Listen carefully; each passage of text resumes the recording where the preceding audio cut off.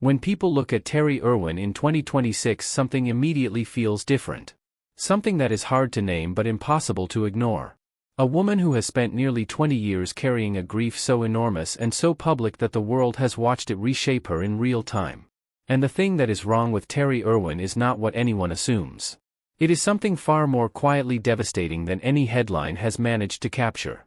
Terry Irwin was born on July 20, 1964, in Eugene, Oregon. She met Steve Irwin in 1991 at his family's wildlife park in Queensland, Australia, and by virtually every account it was love at first sight for both of them. They married in 1992, spent their honeymoon trapping crocodiles for what became the Crocodile Hunter, and built one of the most genuinely extraordinary partnerships in the history of television and conservation. 2 children, Bindi, born 1998, and Robert, born 2003. A zoo. A global mission. A love story that felt completely real because it completely was.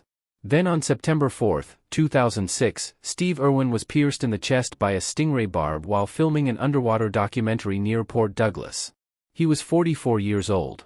And Terry Irwin's world collapsed in a single afternoon. Nearly 20 years later, here is what is wrong. She still cries. Every single time. In a recent interview with journalist Angela Bishop, herself a widow, Terry broke down, speaking about Steve with a rawness and an immediacy that stopped everyone watching cold. Not the polished grief of someone who has processed and packaged their loss for public consumption. The real kind. The kind that arrives without warning and takes over completely regardless of how many years have passed. She has never dated. Not once. She has said publicly and repeatedly that she already found her happily ever after and that she is lonely for Steve, but not a lonely person. His belongings remain in their home exactly as he left them. His toothbrush. His hats. The everyday remnants of a man who left for work one morning and never came back. What is wrong with Terry Irwin is that the grief never left. It simply learned to walk alongside her instead of consuming her entirely. She raised 2 children into extraordinary human beings.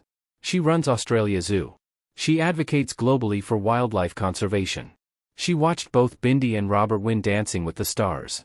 She became a grandmother to Grace Warrior Irwin Powell. She built everything Steve dreamed of and kept building long after he was gone. But in every interview, in every unguarded moment, in every time his name crosses her lips, the loss is right there. Fresh and permanent and completely unresolved. That is what is wrong with Terry Irwin. She loved someone so completely that 20 years of living without him has done almost nothing to fill the space he left behind. And somehow that is both the saddest and the most beautiful thing imaginable.